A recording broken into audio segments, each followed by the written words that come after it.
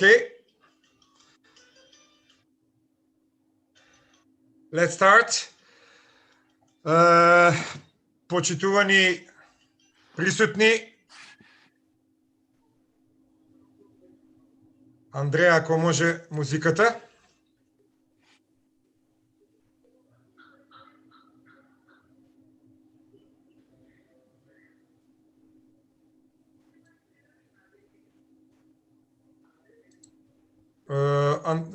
Почитувани присутни, добре дојдовте на четвртиот вебинар на Македонското научно здружение со светските експерти за аутизмот, како гости на Македонското научно здружение за аутизам. Продолжуваме со таа практика и денеска имаме исклучително интересна гостинка од САД, која што претпоставам дека ќе го привлече вашето внимание. За жал, нема да имаме денеска симултан превод. Тие што не разбирате добро англиски, ќе мора да го следите четот, каде што нашата колешка Андреја Ивановска ги подготви најбитните работи од секој слайд. Ќе ве замолиме, како и порано, да во текот на нејзиното предавање ги исклучите вашите микрофони и вашето видео. Нема потреба да бидете вклучени со видео и со аудио додека говори, а ве охрабруваме, значи најдобронамерно да се вклучите потоа во дискусијата со микрофон и со видео, да има подобра интеракција помеѓу вас и гостинката од САД и за да може да едноставно биде подобра целиот тој вебинар. Доколку некој од вас се срами, може и во чет да ги постави прашањата. И сега ќе ми дозволите, ќе мора на англиски заради гостинката малку и да ја представам. Dear Susan, I announced this webinar and I start to say some technical issues to our audience. Most of them are Macedonians, but if there are some of your colleagues, now I will turn on English and I will give you the floor or the microphone in next 1 or 2 minutes. First of all, this is the fourth webinar which Macedonian Scientific Society for Autism is organizing. This is the series of webinars with very famous autism professionals from the world, especially from United States, from Western Europe, and other countries. In June, we'll have also 2 more webinars. For today, we invite my friend, which we know probably 10 years ago, but never meet in life. We have sometimes very intense communication by Facebook Messenger about autism, about biomedical treatment, about oxalate theory, about genetics and other things. I will read her short CV. Suzan Ovens is a graduate of Vanderbilt University, studied autism and the role of sulfate in neurodevelopment, and her graduate work at UTD Dallas when scientists discovered the oxalate and sulfate exchange with each other across cell membranes. She began to study the role of oxalate in autism, leading to founding the Autism Oxalate Project at the Autism Research Institute in 2005. She has studied organic acid testing in more than 1,500 people to find out what influences oxalate levels. In 2011, she recruited a team in Poland who documented extreme elevations of oxalate in autism in both blood and urine with no kidney involvement. That study, published in the European Journal of Pediatric Neurology, has been ranked by Altmetric in the top 4% of scientific studies. This paper opened the doors wider for studying oxalate in other conditions where oxalate is elevated without kidney disease, including post-COVID syndrome. lichen sclerosis, Ehlers-Danlos syndrome, pain syndromes, celiac disease, Down syndrome, cystic fibrosis, autoimmune disease, and chronic illnesses. Within her Trying Glow Oxalates network, she has educated more than 50,000 people on basic science discoveries that need to change models about autism, oxalate, and chronic diseases, including the role of thiamine, as well as microbiology that documents negative effects of antibiotics and antifungals. In our conversations, we talk about some common project, but for now we don't have some money and investment. My dear colleague Suzan is very enthusiastic to work with Macedonian people, but probably in the future, if we find some sponsor or some donator who will cover the cost for all these tests, because if Poland has to do that in 2011, why not we Macedonians to do that with Suzan Ovens, probably in after COVID era.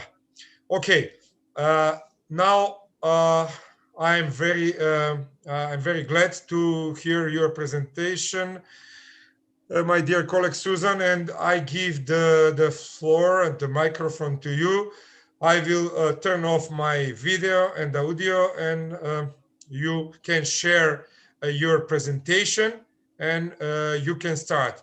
I think that Ivana, oh yeah, already we can see your screen. Everything is okay, and I will mute myself and stop video.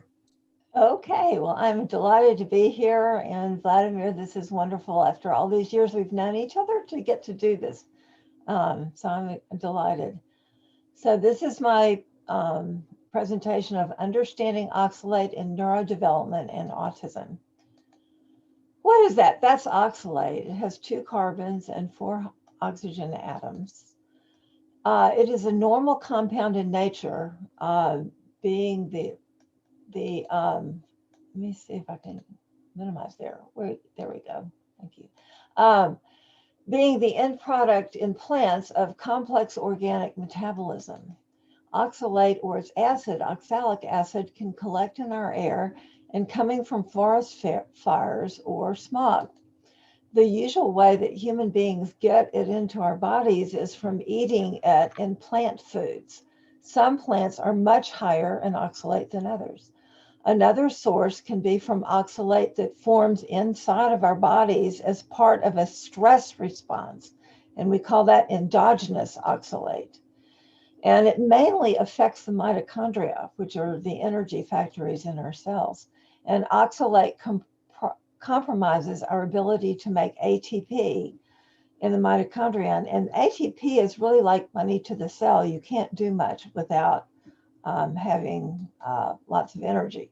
Whenever oxalate gets into cells, the biggest damage comes from how it compromises mitochondrial function. Oxalate's 2 strong negative charges will also chelate minerals like iron, zinc, magnesium, and calcium, and that trait can break a lot of regulation. Because oxalate is so toxic, plants often wall it off in specialized cells called idioblasts.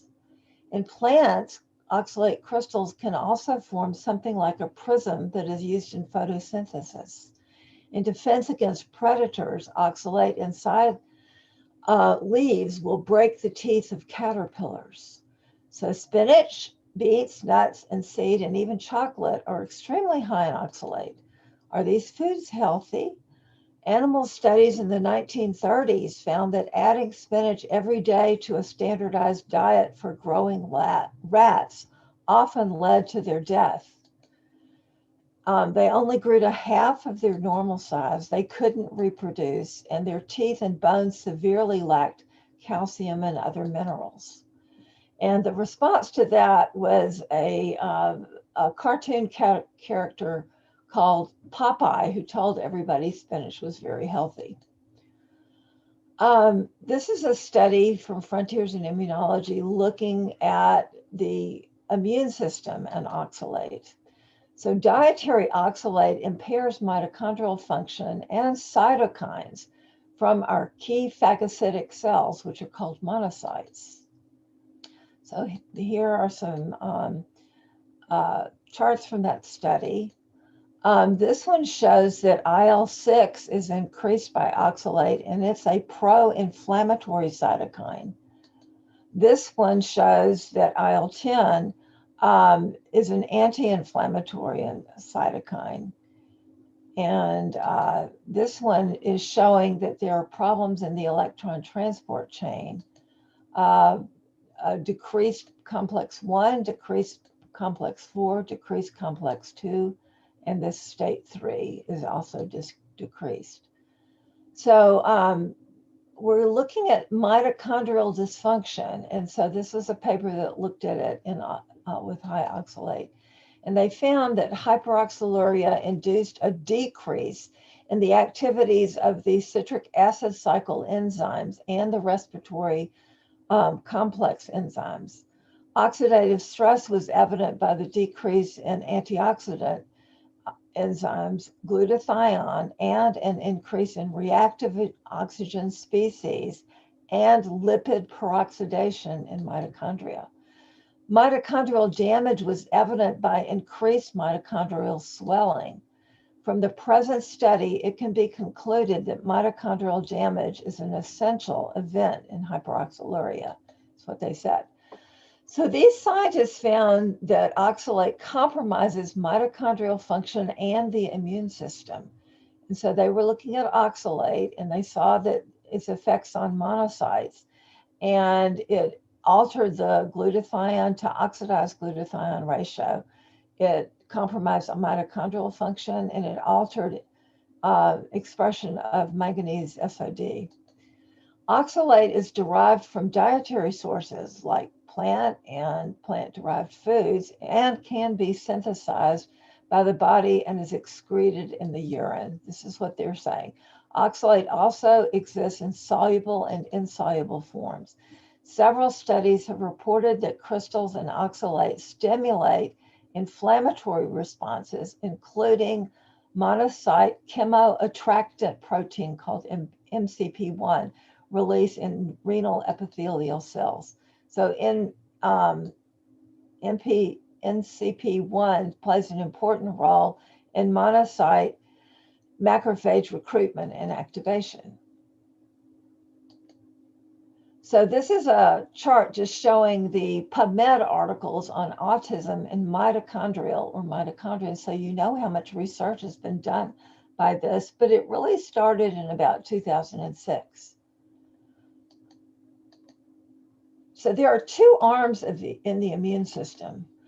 One recognizes and fights illness, and the other recognizes previous fights. So the first is called innate immunity, and the second is called adaptive immunity.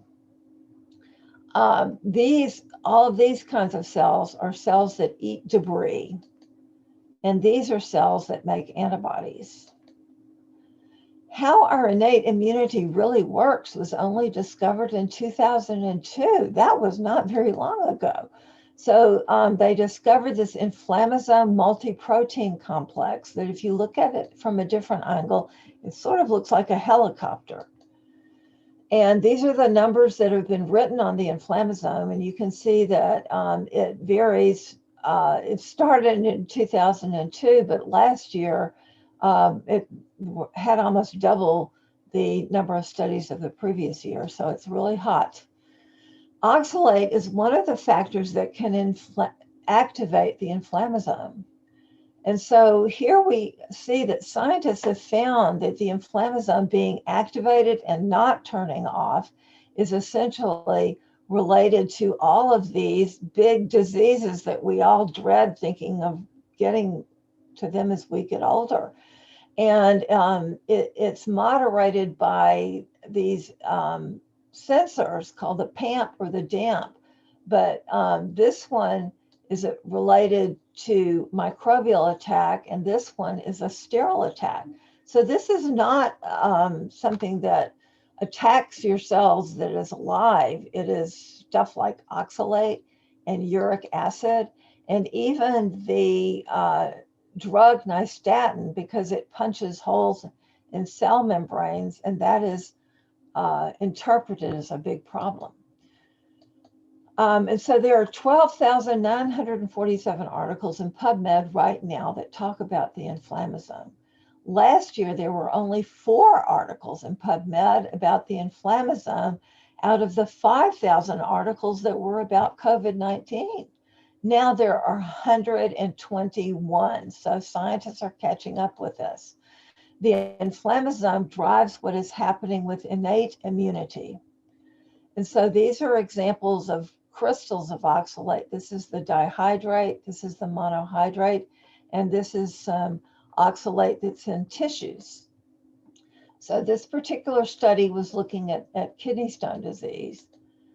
And they said the recent discovery of the intracellular NLRP3 inflammasome as a pattern recognition platform that translates crystal uptake into innate immune activation via secretion of IL-1 beta and IL-18 revised the pathogenesis. So what we know is going wrong with gout, silicosis, asbestosis, atherosclerosis, and other crystal-related disease.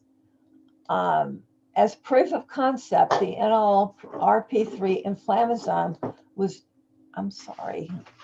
went backwards, was now shown to trigger inflammation and acute kidney injury and oxalate nephropathy, or problems with the kidney. So the inflammasome is activated in autism spectrum disorders, and this is a picture of it. In this article, multiple inflammasome complexes are activated in ASD. And they said, these were their highlights, the AIM and NLRP3 inflammasomes are assembled and activated in autism spectrum disorders. Inflammasome activity suggests ASD-associated neuroinflammation. Increased GI tract permeability might be present in ASD, and enterocytes damage could be associated with inflammasome activity, and the modulation of inflammasome activity might be beneficial in ASD. Are such articles beginning to make it more plausible that autism could be an immune-mediated condition? Oxalate and uric acid, which causes gout, activate the inflammasome in exactly the same way. And so they're called alarmins because they alarm the immune system.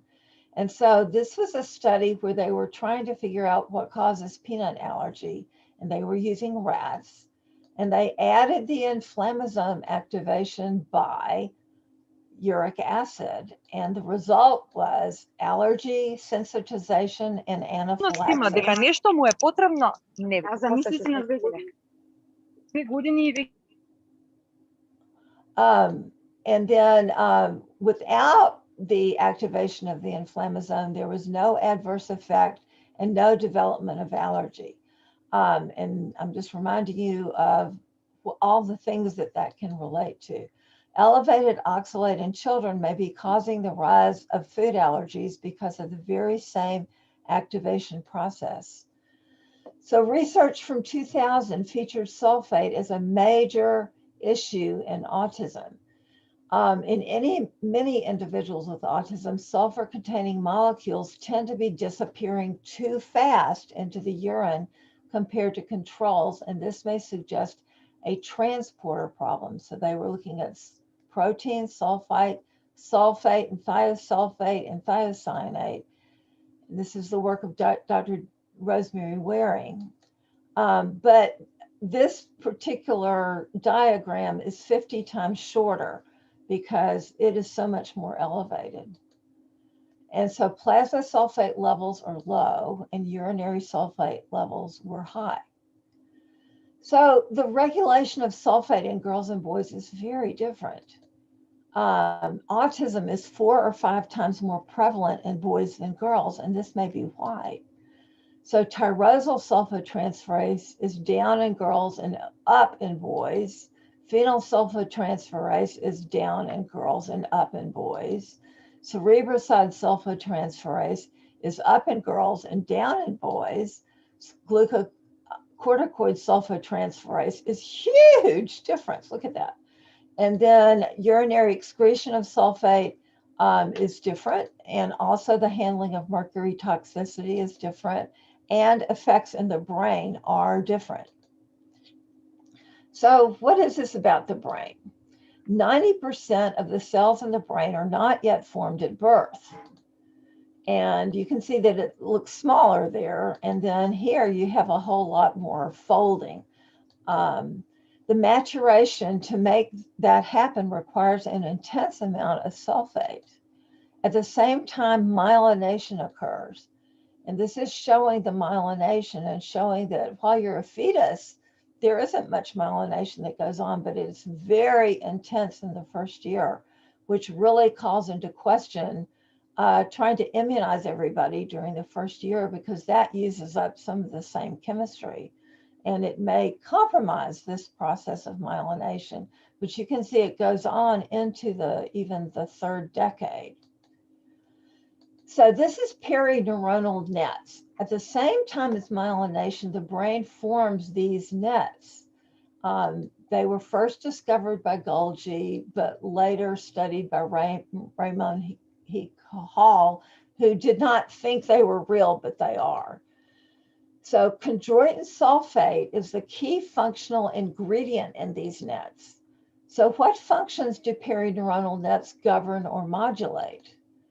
GABAergic interneurons, so that neurons talk to each other, the vestibular system, auditory system, the cerebellar function, trunk strength, smell and taste, eye movement, pupil size, chewing, eardrum tension, sensory integration and motor planning, tongue movement, tears and saliva, facial expression, and sensations from the viscera and head.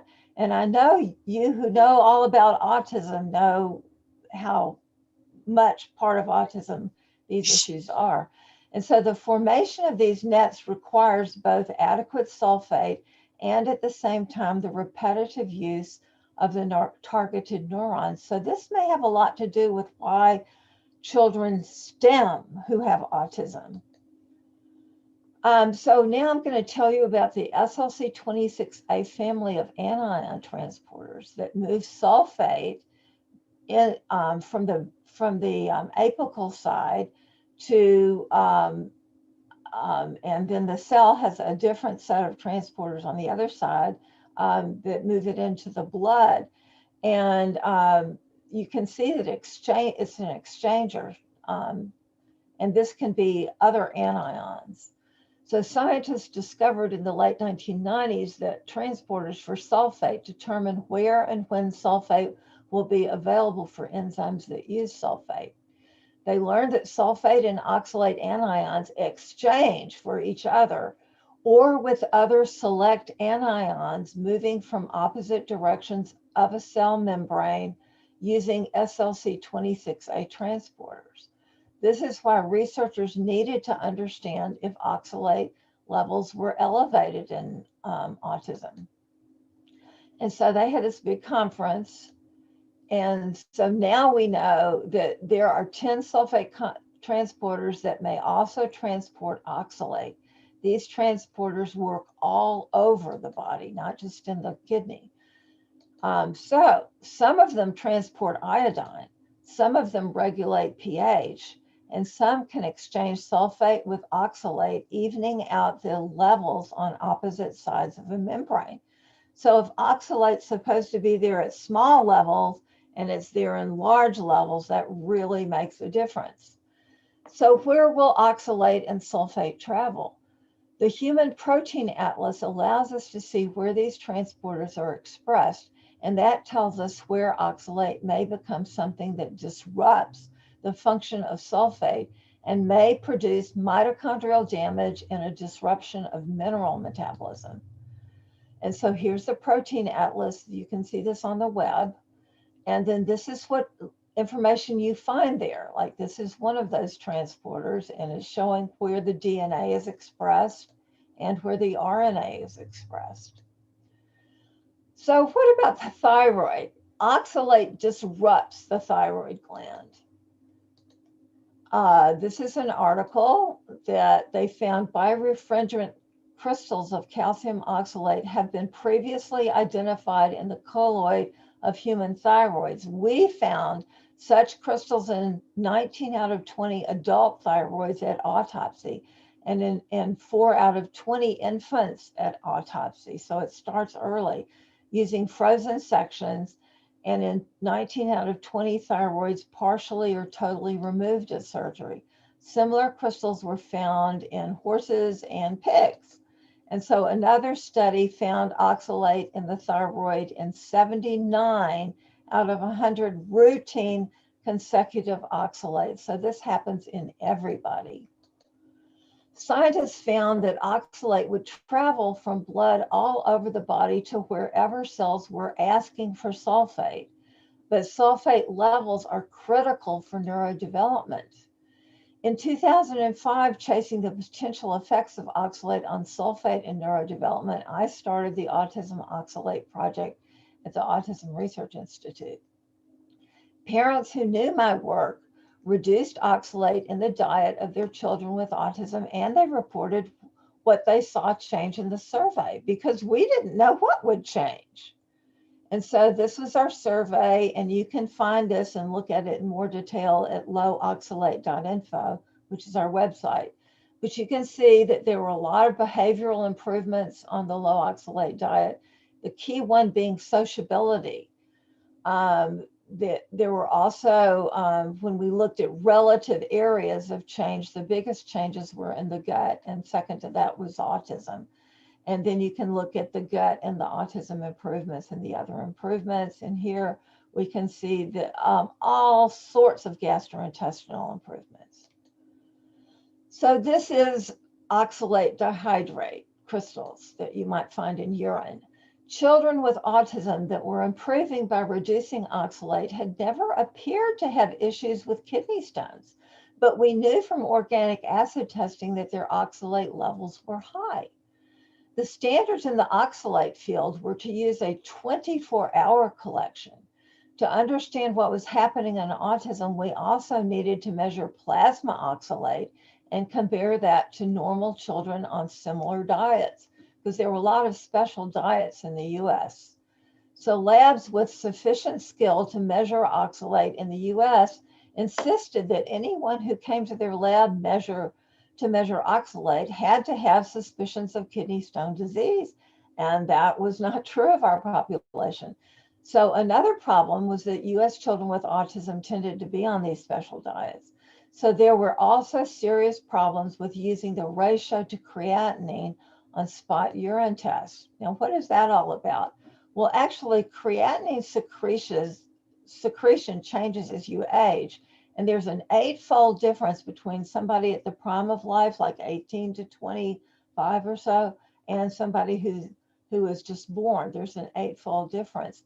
And you can see that when you measure oxalate ratio to creatinine, it makes the younger people look high and the older people look lower. But nothing's really changed in the amount that's secreted. It is just the effect of that creatinine. And so when we were looking at tests that were ratio to creatinine, this was the range in adults, and this was the range in children. But compared to this study here, this is what we should have found. So I looked at this, and I was looking at children with autism. And so this chart shows different children, and when there's a break, it's a different child. But the blue squiggly line is where you would expect what you would expect at their age group, but that is averaging everybody together. And when I actually looked at the data, it was never at the blue squiggly line. It was either very much higher or very much lower. And so what that was showing is variability. And so this is a study on the effect of vitamin B6 deficiency on glyoxylate metabolism in rats with or without a glyoxylate overload. So this is talking about endogenous oxalate. And so here are some charts from this study.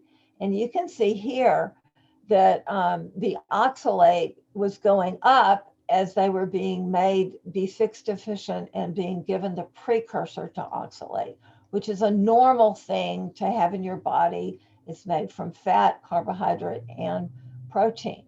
And so when you look over here, you can see the control level of urinary creatinine, but after somebody was made, these rats were made B6 deficient and given glyoxylate, their level went way up and, 3 or 4 times higher.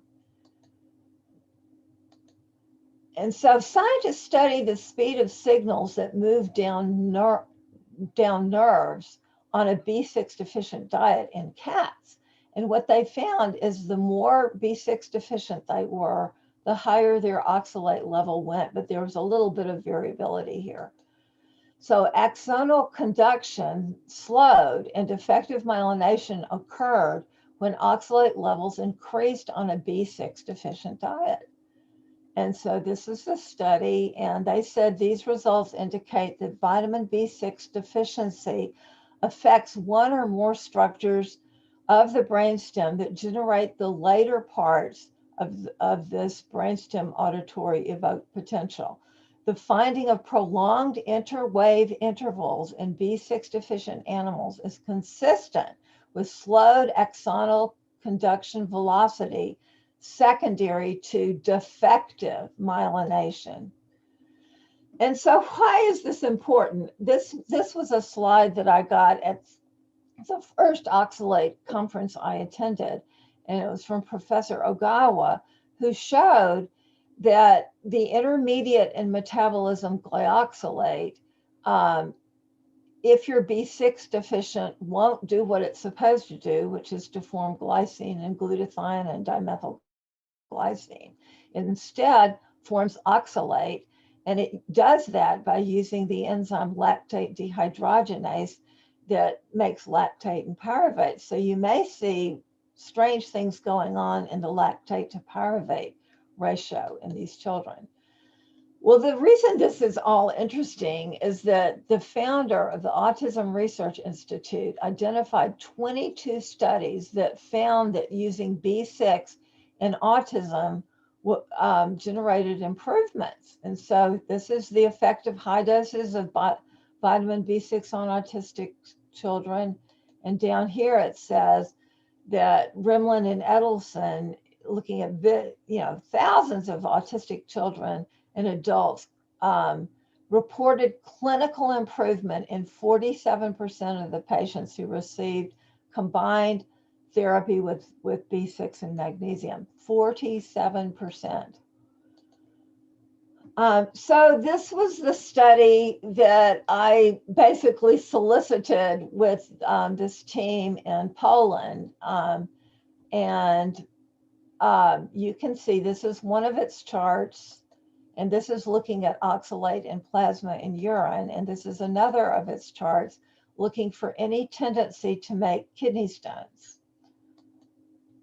And this is its ranking, and by altmetric is that they found that it's in the top 3.7% of all scientific publications, and it's already had 31 citations. So this is a BRI curve, which is used by kidney doctors to assess the risk of someone developing kidney stones. And if their ranking is up this way, they are at high risk, or if it's down this way, it's low risk. And what they're doing is they're adding oxalate to a sample of urine and seeing how much oxalate it takes before it crystallizes. So the highest value on this axis is 2.5, and the highest value on this axis is 2. But we're going to watch where I have these little red rings, because we're going to see that on later slides. So here's a chart from a different article about primary hyperoxaluria, which is the genetic disorder where the liver makes excess oxalate because of a defect on the B6 dependent enzyme AGXT. And so they showed that when oxalate was made internally in the body, the BRI would shift to a lower amount of calcium. So you see this shift going from high here to low here. And that meant it required a higher amount of added oxalate for crystallization to occur. They stated that the reason for the lowered calcium is that calcium that would have been secreted into urine was instead bound to excess oxalate in the rest of the body, so that it didn't even get to the urine. That excess oxalate in the body may also interfere with other minerals like magnesium, iron, manganese, and selenium. So the big deal here is the rest of the body. And again, here we can see the 1 and the 2 where they are on these diagrams. Now I'm showing you that because this was our autism data, and here's the 1 and here's the 2. And you can see that there's a whole lot of people in this part where there's no risk of kidney stones at all.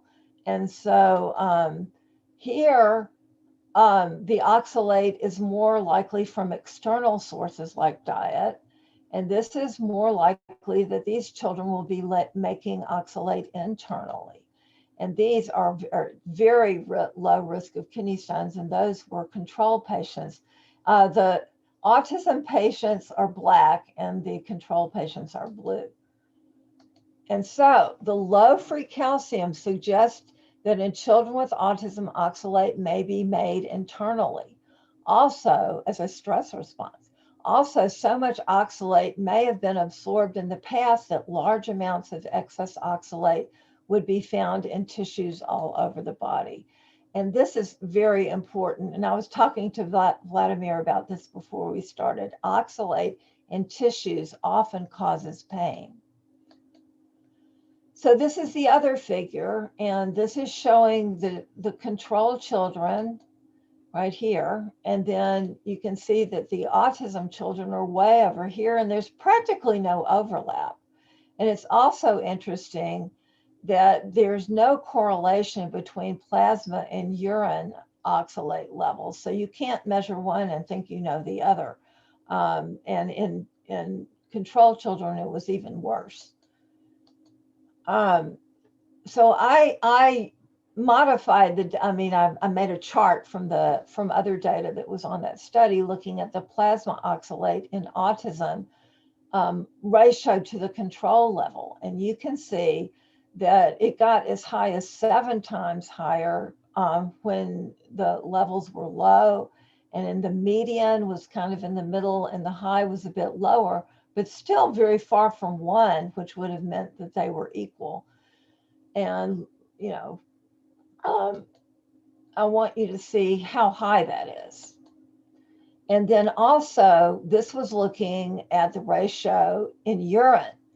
And we can see here that the median level was about 2.5 times, and going even higher. The low level was at 4.5, and the high level was even higher than that. And so we also saw that as the oxalate got high, the calcium tended to go down in urine in our group. So Dr. Bob Navio is a mitochondrial scientist, and I've met him, and he has pioneered work on the cell danger response, and he included a marker of endogenous oxalate in his mouse model of autism, and he cited our EJPN study in a later study as well. And so this was from a presentation he made where he was showing that glycolic acid got elevated. That is a marker of endogenous oxalate, and this is a reference to our study. This is our dilemma. Humans don't metabolize oxalate. We are totally reliant on our intestinal microbes to degrade oxalate before we absorb it from the gut into our bodies, and we mostly absorb it in the colon. And so this is a diagram showing that this is where you get endogenous oxalate, mainly from the liver, not exclusively, but your dietary oxalate is coming from the gut, and then it goes into your plasma, and then it goes all over the body. But, you know, if you talk to kidney doctors, they will just be interested in what's happening in the urinary system. Oxalate secreted into the gut from elevated oxalate in blood may irritate the gut if enough microbes have lost their ability to degrade oxalate, because it's toxic to them too. So microbiologists have found out that oxalate literally causes dysbiosis. And this is a landmark paper from the very highly esteemed journal nature.com. And they said hyperoxaluria leads to dysbiosis. And so the classic thing of which came first, the chicken or the egg, they're saying the oxalate being high came first. And so this paper examined changes in biodiversity of the intestinal microbiota, which is a name for all the microbes in the gut. And so there were 15 healthy controls and 24 men with 3 or more repeated episodes of kidney stones. And you can see that their level of oxalate in urine was about 25 times higher. So did it have consequences in the gut? That was the big question. So they found differing networks of bacteria in low versus high oxalate intestinal communities. So this is the community with a high oxalate. This is the community with a low oxalate, and they're not the same by any means. So metabolic pathways in microbes are altered after long-term exposure to high oxalate. And this shows how their biochemistry is altered. And what we really didn't understand was this is really our biochemistry, because we are more reliant on our microbes and what they're doing with what is going on in the gut than we are to our own metabolism. And this shows you just all the different kinds of chemistry that are altered by this. And I hope you'll look at this later when you have a little bit more time. So we're talking about the microbiome. Well, what is that? This is the definition at the NIH. The microbiome is the collection of all microbes, such as bacteria, fungi, viruses, and their genes that naturally live in our bodies, on our bodies, and inside us. So these are the studies on the microbiome. They started back in around 1963, but you can see that they really didn't take off until about 2009 or 2013 and went up from there. And now there are lots of studies. So the technique of PCR allowed scientists to study what they had never been able to study. The new data taught us the function of 85% of the microbes that live in our intestines that we knew nothing about previously. We only understood about 15%, and a lot of our approaches were based on a knowledge of only 15% of the problem. So by studying the messenger RNA the microbes produced, microbiologists could learn how they were responding to the environment and whatever they were watching, what they were actually doing.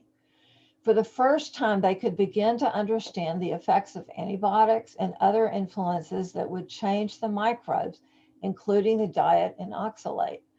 So we learned that we get vitamins from our microbes. We thought it was just what we swallowed. And this is a study that looked at that. And they said the human intestine is exposed to 2 sources of water-soluble vitamins, a dietary source, which is mainly absorbed in the small intestine, and a bacterial source in reference to the vitamins generated by the large intestinal microbiota.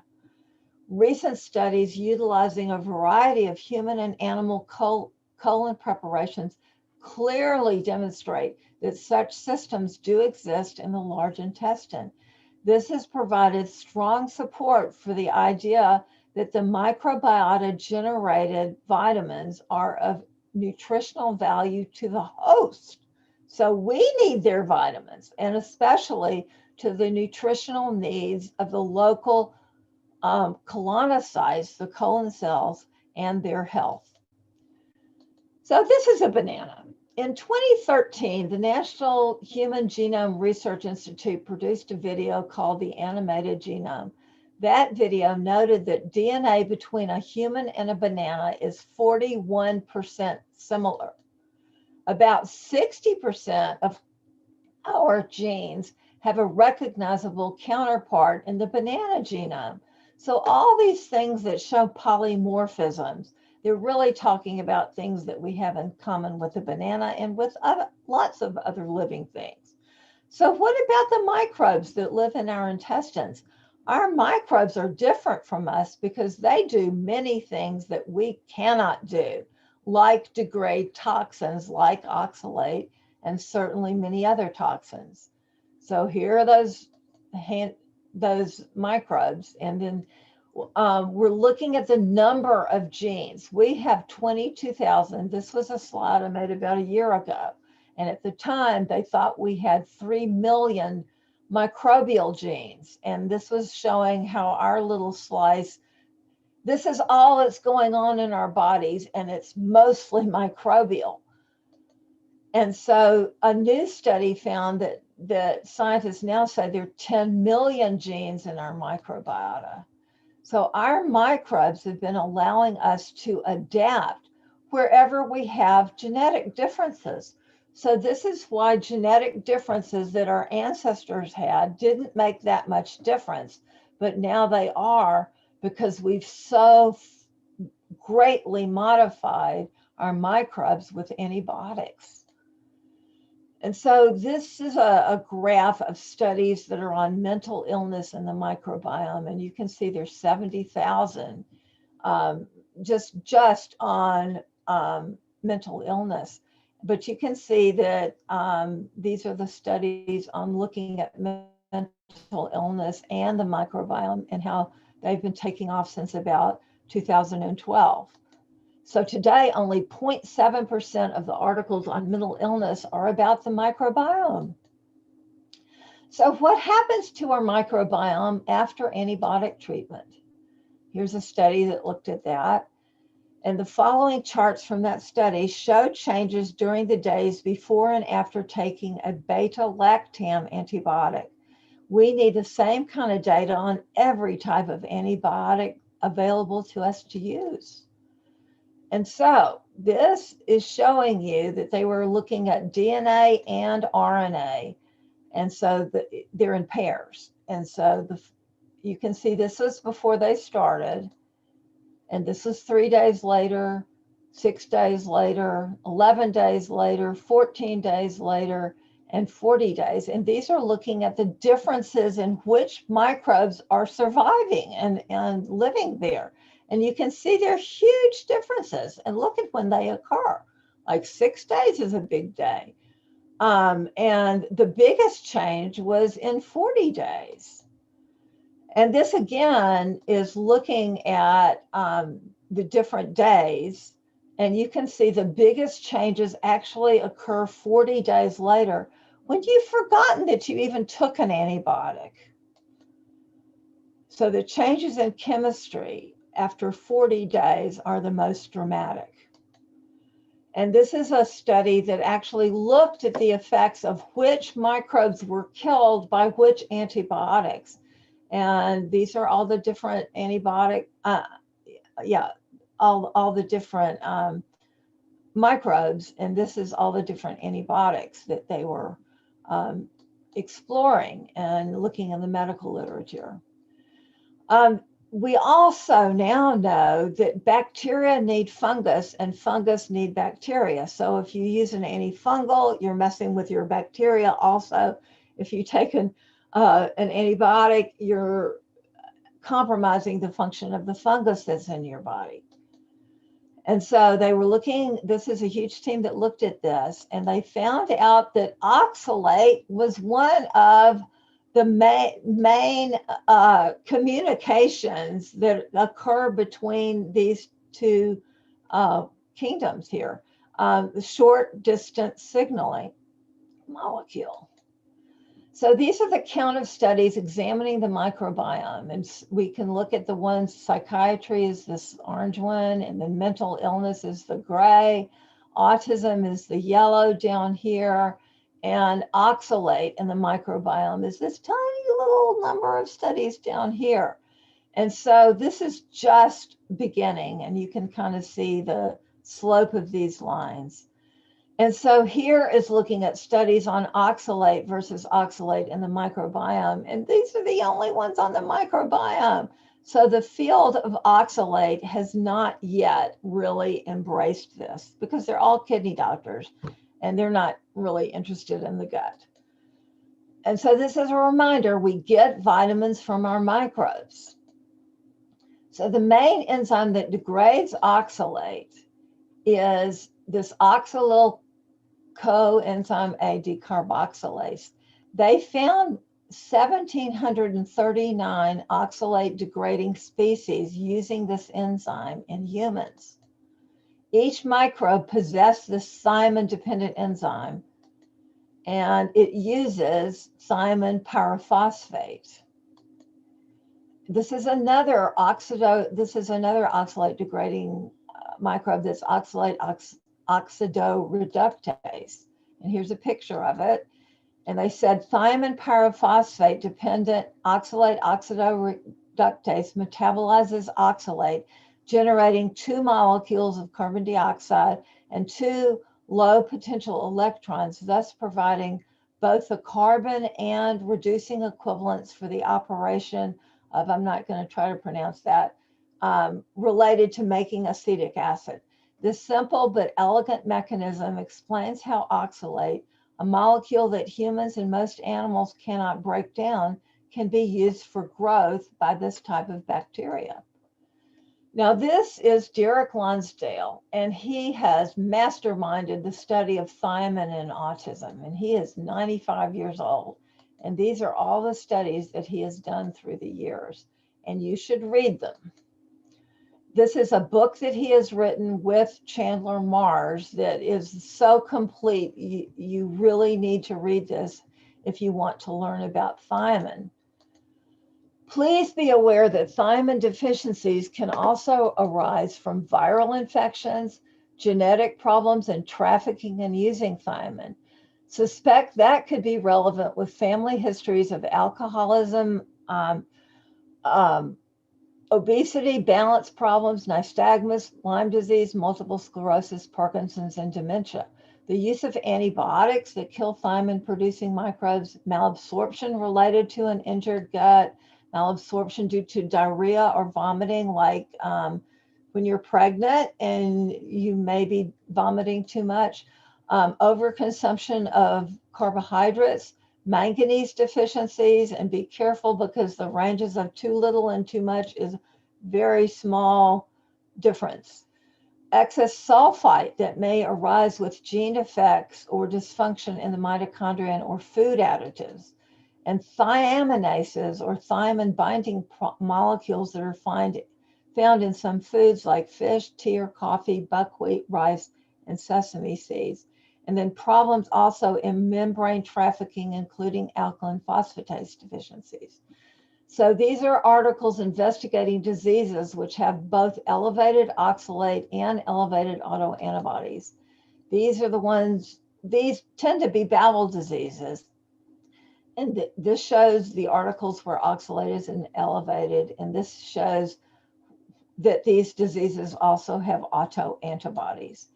And I went through PubMed and asked for every article that was on all of these autoimmune diseases. And the shocking thing was that there was not a single article before 1944. And that this is when we introduced antibiotics. So what have we done? None of these autoimmune diseases appeared in PubMed until after antibiotics were introduced after World War II. Were those 10 million bacterial genes protecting us from these illnesses? So this is looking at antibiotics and the microbiome. These are the articles on antibiotics. These are the articles on the microbiome. This is bacteria, all those articles, and this is articles on the microbiome. This is the studies on oxalate. I showed you this slide before, and they have barely started. Oxalate, if it gets there, is a complete inhibitor of the human-dependent enzymes called carboxylases. 4 are in the mitochondrion and 1 is in the cytosol. They are critical enzymes for metabolic function. And so biotin is usually made by the microbiota in the gut, but if antibodies have killed those microbes, much more biotin is needed. And these are things that you might see in these children: candida, hypotonia, ataxia, hearing loss, skin rashes, hair loss, seizures, encephalopathy, neurodevelopmental delay, motor limb weakness, and a loss of visual acuity. These are the antibiotics that kill biotin producers. And then we found out that oxalate inhibits these enzymes directly. Biotin supplements can minimize the damage from oxalate to carboxylases at doses up to 10 to 20 milligrams a day, not micrograms. So could genetic developmental disorders be helped by reducing oxalate?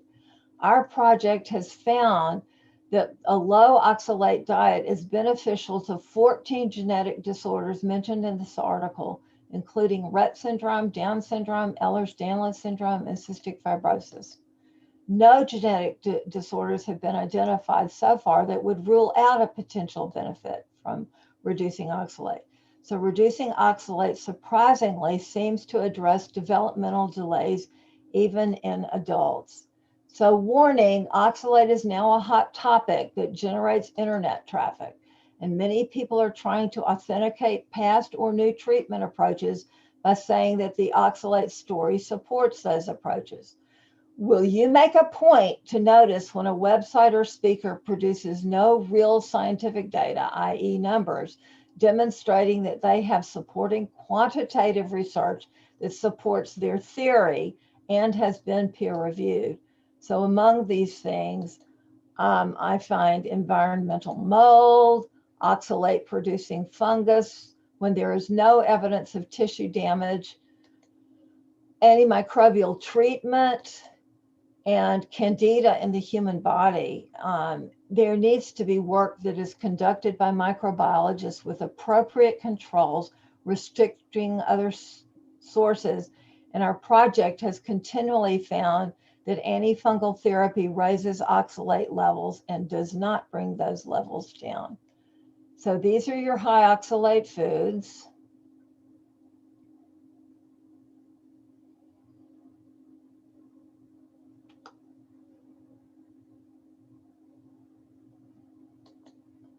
And this is our website. Our TLO Research Corner reviews peer-reviewed scientific studies that led to our recommendations. We currently have 39,000 members and are in more than 100 countries. And these are our subgroups. So we have both vegans and carnivores, and we have an autism subgroup and EDS. And this is interesting that 7 studies have found oxalate elevated in the gut and blood in post-COVID syndrome. And then we also have a groups IO. And that is it. So I can stop sharing now. Oh, yes. Thank you very much, dear Susan, for this amazing lecture. Thank you. I hope that our participants understand this was a very high scientific level of your lecture, and I really enjoy in that because it's very close to my work. And you know, we talked about inflammasome, and I think that very few doctors in Macedonia and the colleagues knows about inflammasome, but it's a really new theory, especially here. But your lecture was very, very interesting, and also you connect a lot of issues about autism and sulfatation metabolism, thiamine deficiency, then about microbiome. In a lot of my lectures, I have cited you about the low oxalate diet in the children with autism. But now, when the parents, I hope that there are some parents in this Zoom webinar, and probably they will ask you something. Now I'm opening the question and answer session, the last session for today. We are 1 hour on the webinar, and I ask the people to prepare their questions. They could ask you directly with a microphone and video, or only with microphone, or if they're ashamed, they could write the question in the chat room. I see there's 63 chats, so I'm like, whoa, how am I going to look through all that? Yeah, but the chats are keynotes, which I told you. Andrea prepared the keynotes from for your slide. Wonderful. Okay. And also I share a few of them about the website of our society, about our blog, and until now there are no questions in the chat. It's okay. only keynotes of your lecture on Macedonia. Okay, well, here's somebody. Yeah, probably Alexandra Jakovčevska wants to ask you something, or Alexandra, or it's a mistake. Alexandra, do you She'll want have to unmute ask? herself if Unmute, yeah, if you want to.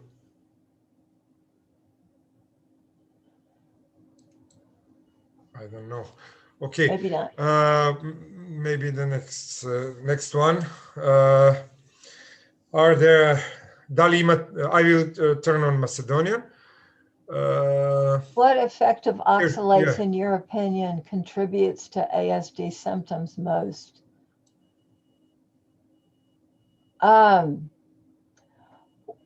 Well, I think it's rather broad, because I didn't get a chance to talk about all the issues with sulfate that I studied in graduate school, and I was looking at neurodevelopmental issues.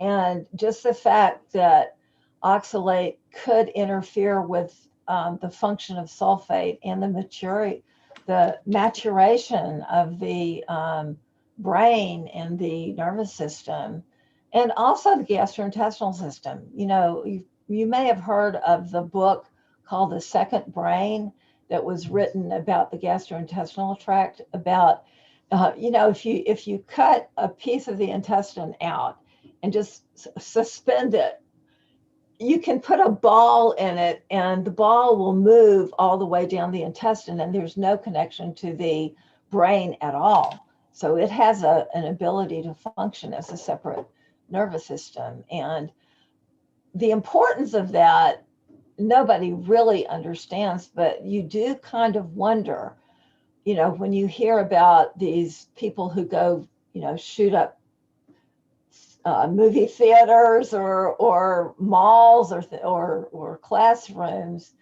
a lot of times they're on psychiatric medications, and we don't really know if those psychiatric medications are changing what's going on between our ears, or if where it's really functioning the most is in our gastrointestinal tract. And if it's in our gastrointestinal tract, we need to know its effects on the microbes, and we really don't have data on that. So okay, thank you. Thanks to my postgraduate student Irena Stojanovska, who asked you the effect about oxalates and your opinion about contribution to ASD symptoms. Now we have another one from Elena. Probably she's a mother, I don't know. Is there a need for special diet to introduce in the everyday diet with the children with ASD, or do the parents need to take attention of these ingredients in the food, which are rich with oxalates?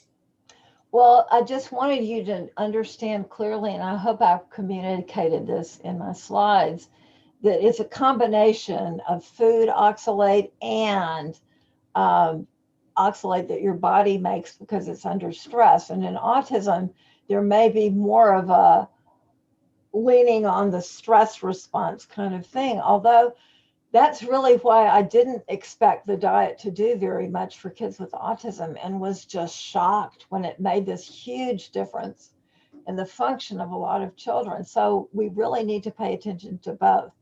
Now, one of the issues that's kind of unique is that people who live in different parts of the world have a different kind of diet. And so what they need to know, we've done our best to try to test foods that are from other countries, but our testing lab is in Wyoming, and we've got to get things to Wyoming, or else you have to have your own way to test your foods. And so we are absolutely wanting to do collaborations, say with labs that are on, someplace else in the world that can test foods. But that's a bit tricky. But we have on our website for the Facebook group, Trying Low Oxalates, we do have a subgroup where we have our huge database of foods. And we really think that you need to look there so that you can check off the foods that you eat, and then just make yourself a smaller list of just the foods that you eat. And then you can slowly be moving from the higher foods to the lower foods. But the one thing that we really understood is you cannot go from a high oxalate diet to a low oxalate diet without terrible symptoms. And we don't want that to happen. So we recommend that people reduce oxalate by 5 to 10% a week, and no faster than that. And so it may take you 20 weeks to get to a low oxalate diet. It depends on how high you were to start off with. But this is very urgent. And so we really recommend that people join our group on Facebook at Trying Low Oxalates. And there are lots of people there to help you. And we have, representation from 100 different countries. So there's likely to be somebody who has your diet. Yeah, nice. I'm one of the members of that group. And if you now, probably you will have much more from Macedonia. And please accept them in the group. Oh, we will. We'd love to see them. Yeah, if they ask to join, probably some parents will want to see the group about autism, subgroup about autism and the oxalate diet. Yes, and I do want to say also that there are ways now that you may not speak English, but there are translation things that you can use on these groups that really work well. Yeah. So even if you don't speak English, you can still use our resources. Mm-hmm. Yeah, I can recommend to Macedonian parents and also to Macedonian colleagues this group, because it's very useful one. Yeah. Right, and for anybody in any nationality, if you want to, you have the ability to do this and would like to translate some of our materials into your language, just talk to us. Yeah, we have also here one of my dear colleagues from Serbia, Daniela Krunic. She's a speech therapist, and probably she will be interested to translate something on Serbian. Okay, is there any other questions from the colleagues from MSSA or from my postgraduate students, from other colleagues, special educators? I'm very sorry, because medical doctors are not so today, are not being on our meeting, but it's their problem. I don't know. They have no opportunity to listen to you, but this lecture will be on our YouTube channel, and probably afterwards there will be a lot of views of this one. And well, also, just let people know that the science has changed. I mean, that's the whole reason that we understand this. And, you know, our project started 16 years ago, and the science has completely changed since our project started. Now we have the science to understand why, and we did not have it 16 years ago. and you're a real scientist and a researcher, because I know that you work very hard also until the midnight and after midnight, because when I'm waking up, you're still on. I'm still at it. Yeah, active in true. the groups, on the Facebook group, and also very frequently we have conversation here in Macedonia in morning, and there was after midnight time. I haven't figured out how not to sleep. Yeah, and I'm really glad to meet you and to talk with you about these issues connected to autism and oxalates, and something about genetics, genetic predispositions of some diseases, and etc. Okay, if there are any other questions, if not, we will go to close this webinar. Probably some of the people are not with medical background, and your presentation was really medical, and probably some of them did not understand everything, because there are a lot of terms of biochemistry, of metabolism, pharmacotherapy, and other medical things. But okay, there are another question from one of my students. She should graduate probably this year. Is there a correlation with oxalates and pregnancy as an influence in the ASD? Tea Petrusheva.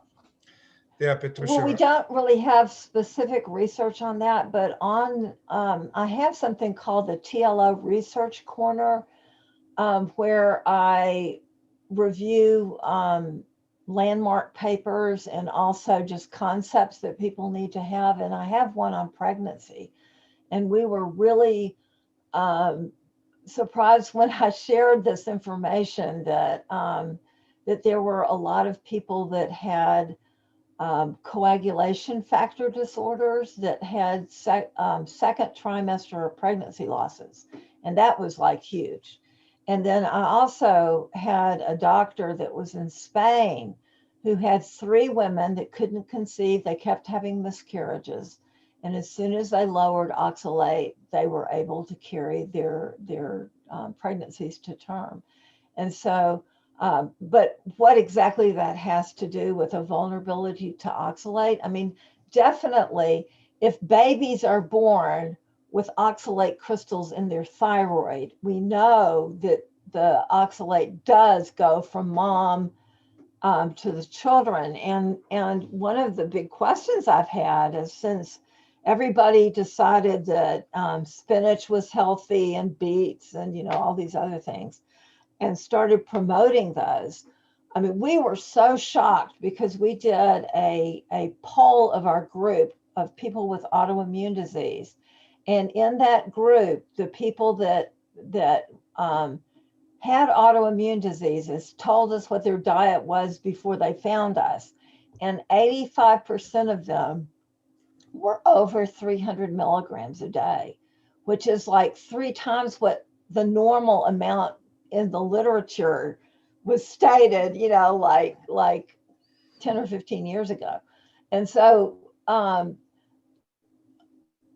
you know, it may be that we're having more issues with this because people are getting it in utero. But, you know, there's no, I'm going to have colleagues and, you know, collaborators that can look at this.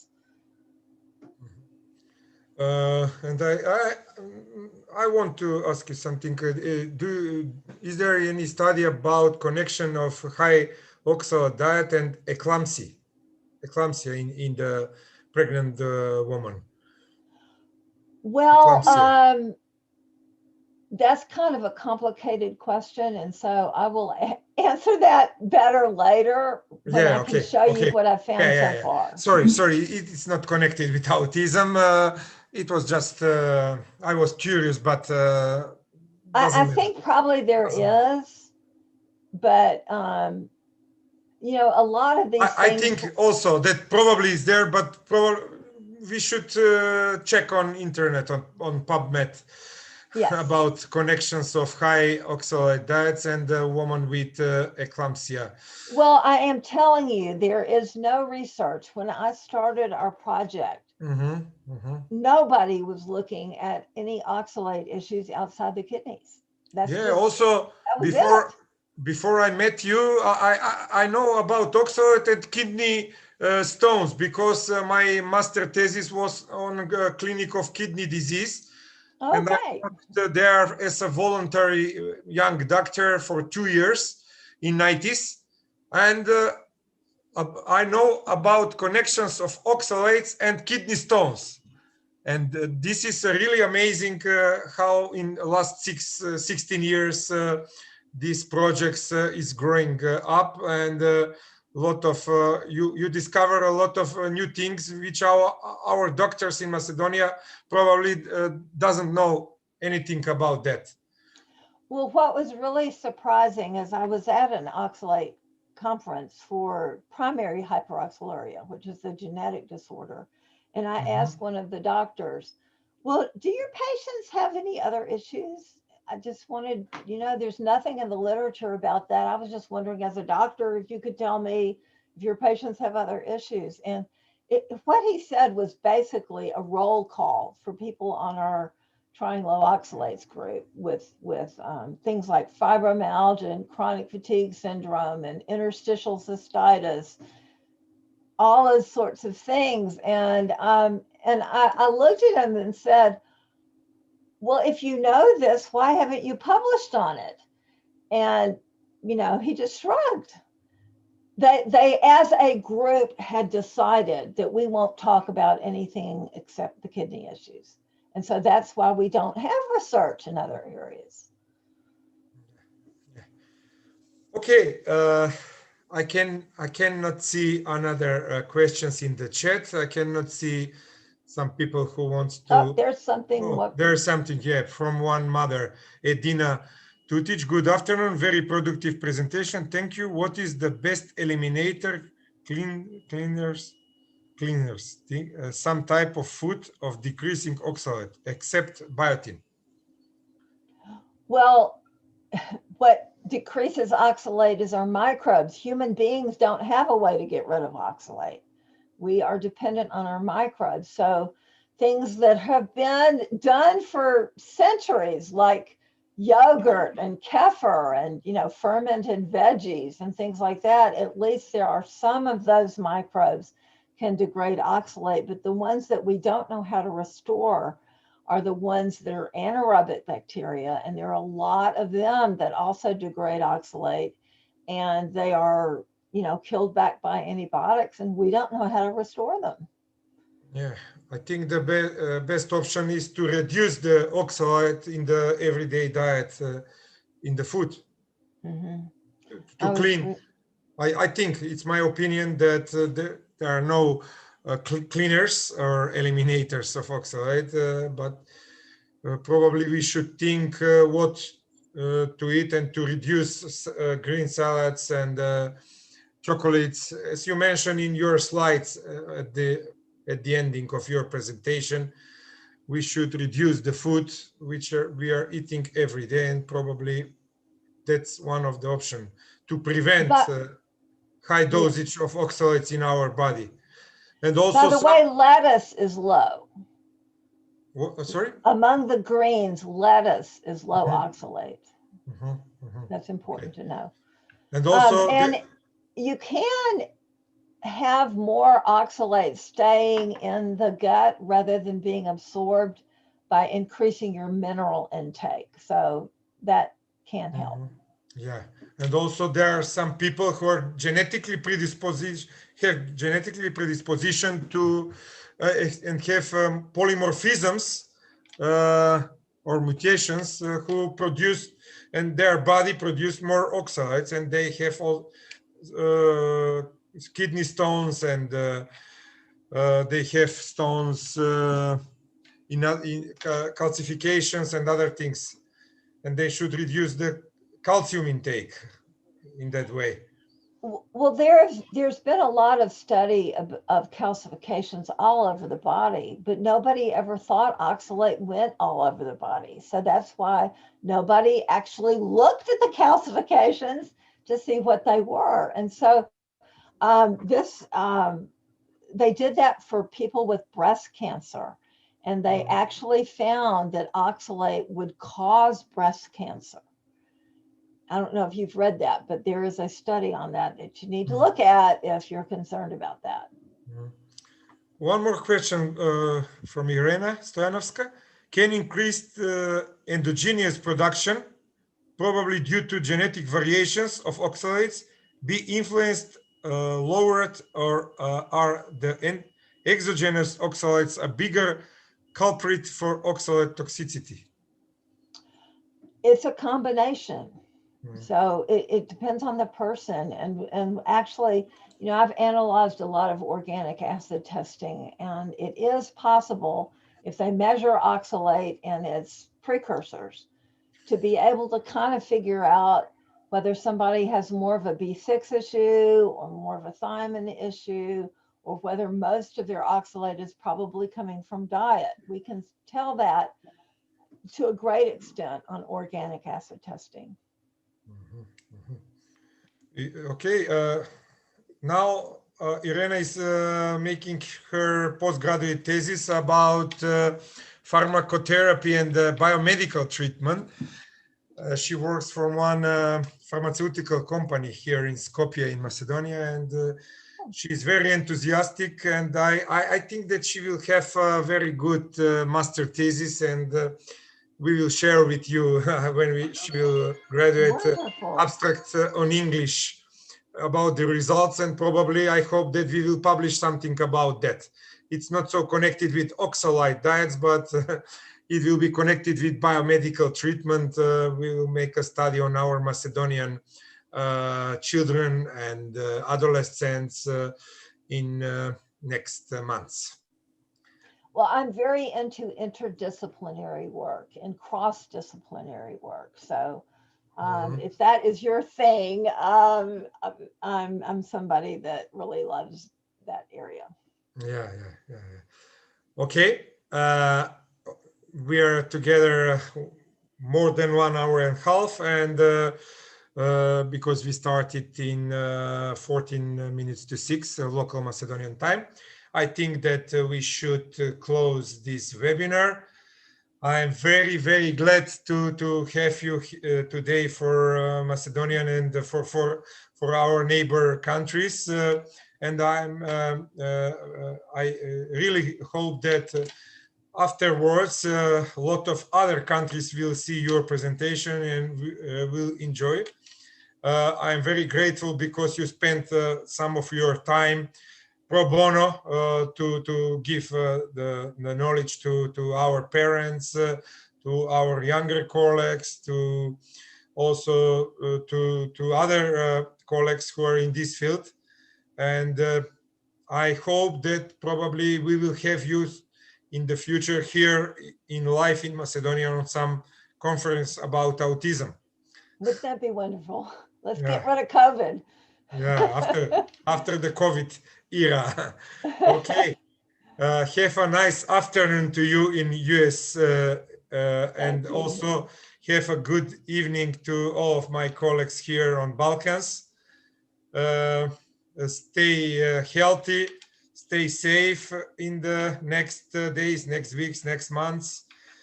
And I hope that we will beat the COVID in next months, and probably in 2022 it will disappear. I hope so. I am not sure, but I hope so.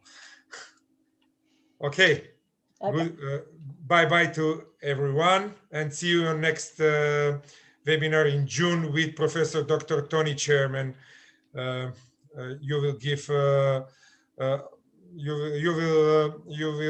it will be announced on our social media for our Macedonian colleagues and for other colleagues.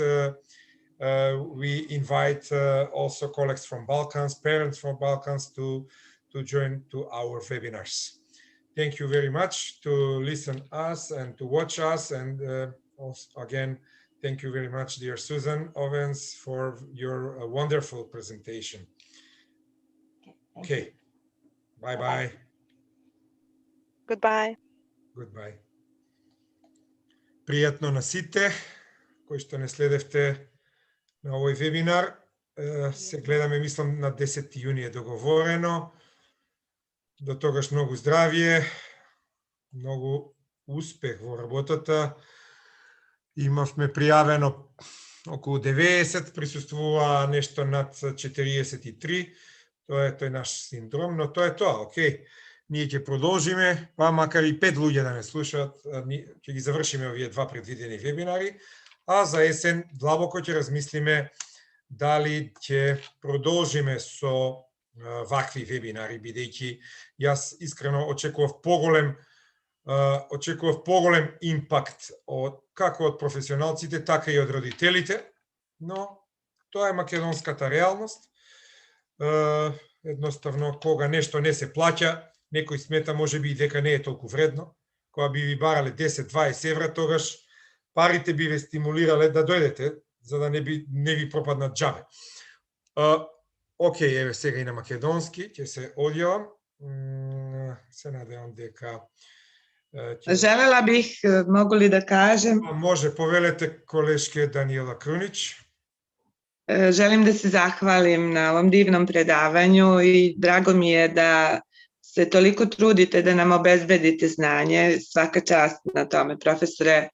Slušala vas i koleginica iz Crne Gore, ja sam pustila preko WhatsAppa. Nije se na vreme prijavila, ali smo zajedno slušale. Pa dobro, možete i da mi kažete, pa ja će vi dozvola da i dadete link. Da, ali svejedno, slušale smo i ja sam, bilo mi je značajno jako što je, komentari su bili na makedonskom jeziku, to ću još jedan put da pogledam.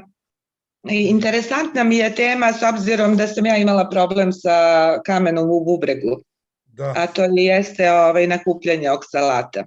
Da, često tие камења се оксалатни, али не мора да значи. Би требало да направите некое испитување во Белград на ВМА или некоја друга клиника за составот на каменот, да се докаже ако е оксалатен камен, тогаш ќе мора да припазите у вашата исхрана, да редуцирате на минимум оксалатни работи, а и приклучите се на оваа Facebook група. Колешката Сузан Овенс е доста open mind и доста прифаќа колеги од овие простори, така да сигурно и вас ќе прифати и таму ќе имате можности да размените директно некои мислења со колеги кои што се бават баш со оваа теорија за оксалати, аутизам, оксалати и камења и диети и така натаму и така натаму. Da, videla sam zanimljivu i tu preporuku da se koristi magnezijum i vitamin B6. Da, možda bi to moglo. U visoki dozi, a i B1 i vitamin B1 го препорачува тиамин. Колешката Сузан Овенс често препорачува тиамин. Малце е скуп по овие наши аптеки, али треба да се проба и со тиамин. A na kom uzrastu preporučuje? Pa na bilo koji, i na bilo koji. Može i kaj возрастни, i kaj nas, a ne samo kaj deca, nego i kaj возрастни. Pa da, zanimljivo je to da se kombinuje kod ove male. Ja sada radim sa decom do 3 godine, to je jako interesantno možda probati da se malo promeni metabolizam. Apsolutno. Apsolutno, јас не сум некој голем експерт, али имам доста познавања од овие работи, биомедицински третман на аутизам, оксалати, нефрологија и така. И прво треба кај вас лично да се испита дали е оксалатен каменот, да се докаже или да се исклучи, зашто може да биде и уратни, може да биде и од друго потекло, може да биде од неорганско потекло, само да биде калциумски, калциум карбонат, например. Тогаш треба да се припази на други ствари, а исто така и мада се скапи тие генетски испитувања, да се види дали имате некаква мутација и нешто што ви ствара, тоа е негде околу 1000 евра, за, не знам, во Македонија може и над 1000, не знам како е во Србија, али да се направи онај целосен геномски скрининг, па да се види, зашто сите од нас имаме одредени мутации, тие мутации не прават да бидеме пречувствителни кон одредени заболувања, дали камења во бубрези, дали нешто друго, некој има проблеми со дигестивен тракт, па има глукозна има галактоза интолеранција или има интолеранција кон глутен, кон казеин и други ствари. И така, јас сум навистина захвален што вие од Србија и од Црна Гора сте го следеле. Знам дека и други од Белград не следат, али обично не следат офлайн на YouTube, затоа што прошлиот пат онлайн на Zoom имавме за Риатач терапијата, имавме само 20-30 партиципиенти, а потоа за непун сат видов на YouTube дека преку 100 луѓе го имаа гледано видеото, така да некои веројатно се срамат да се пријавуваат или немаат време на она Google формулар што го објавуваме ние, па не следат на YouTube. Не знам што е причината. И така, ви благодарам што се уклучивте и у дискусијата, колешке Крунич. Ние се познаваме долги години и сме комуницирале, исто така и сме се видели на конференции и многу ми е драго што и логопеди се вклучуваат во оваквите наши семинари. Не само дефектолози, него и логопеди. А да, ми smo zajedno u ovoj priči. Da, apsolutno. Hvala vam, profesore. Hvala i na vas. Pozdravljam se. Да, еве, готово. Има некои захвалности, нема да ги читаме овде во уште една убава вечер и да го завршуваме навистина семинарот. Полека и ние од МНЗА, од Сдруженијето, да се исклучуваме и само да најавам дека веќе е објавено и 31 се пријавија за еден ден за оние, тоа е повеќе за Македонија, и тој ќе биде веројатно од затворен тип, но ќе има и конференција за Србија, Црна Гора и останатите балкански земји, која што веројатно ќе иде на англиски во следните месеци. Пратете не за тоа ќе биде, тие вебинари ќе бидат за аутизам, за personal center planning или индивидуално насочено планирање, така што тоа ќе биде во текот на јуни најверојатно и ќе бидете информирани сите вие што се пријавите. Ако има некој од вас, 31, во саботата беше објавено и горе-долу веќе ќе го затвараме списокот, бидејќи околу 25 до 30, максимум 35 можеме да прифатиме, за да може полесно да се работи, и тоа ќе бидат нови вебинари каде што до сега во Македонија, а мислам дека и на Балканот не е зборувано за тој personal center planning кај аутизам. Ете, толку за новините, доста активни, јуни, јули, август, така да кој ќе преживее, ќе раскажува после тоа. И така, окей, ќе бидеме активни додека некои ќе бидат на одмор. Ајде, сега, пријатно благодарам за пораките на подршка, но тоа се е малку, за жал, 2, 3, 4 колешки или родители. Јас без да видев, јас очекував дека на секој од овие вебинари ќе имаме по 100 учесници, но ете, малку сум се, кога ги димензионирав овие вебинари, изгледа малку сум ја преценил македонската слушачка и гледачка публика, сум ја преценил, морам да признам. Но ете, тоа е мој проблем понекогаш, и покрај тоа што сум реален песимист, правам грешки во обратна насока, преценувам. Очекував барем 100 дека ќе имаме и тоа е. Се пријавуваат и по 160, а присуствуваат само по 30, што е жално, но добро. Океј, ќе ги дотераме и тие во јуни, а за септември ќе видиме тоа. Тогаш ќе тераме само од проекти, вебинари и така, не вака про боно и за толку мал интерес. Навистина е тешко да се задолжувате кај овие врвни умови. Значи, овде јас лично го задолжувам мојот интегритет, ги замолувам и они прифаќаат заради мене да предаваат. Но, да се предава само за 30-40, понекогаш и не е доволно. Да потрошите толку енергија, да тука имате цел тим од 4 присутни. Значи тука е колешката Ивана Василевска Петровска, која што исто така преведуваше 2 пати. Тука е колешката Андреја, која што ги преведува овие Киноц Ивановска. Тука е Весна Филиповска, нашата секретарка, која што се грижи за други работи во позадина. Голем тим и се е про боно. Наистина јас нема да имам образ пред нив, да ги замолувам да трошат толку од времето за да ете се вклучат денеска околу 42-3 беше максимумот. И ние петорица 48, толку видов на Zoom. Океј, ајде да не се жалиме. Навистина се одјавуваме. Имајте пријатна вечер, имајте пријатни наредни денови и се гледаме некаде на 10 јуни или нешто претходно со некој други од вас во врска со овој другиот проект што го спомнав. Океј, со тие што се пријавиле. Пријатно и се негово.